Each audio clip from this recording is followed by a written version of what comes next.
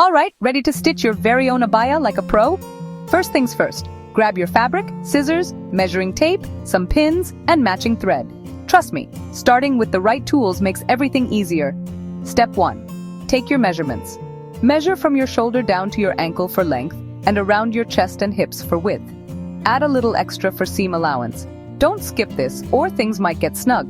Now, lay your fabric flat and fold it in half. Mark your measurements with chalk, using a ruler for those straight lines. Cut along the outlines. Remember, slow and steady wins the race. Next, pin the sides to keep the fabric in place.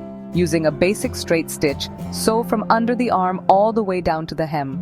Do this on both sides. If you're new to sewing machines, take your time and keep your fingers clear. Now for the sleeves. Cut 2 rectangles, curve the top edge, and sew the sides. Attach them to the armholes, right sides together, and stitch all the way around. Almost done. Fold the neckline about 1/2 inch. Pin it and stitch it down carefully. Do the same for the bottom hem and sleeves. Give everything a good press with an iron.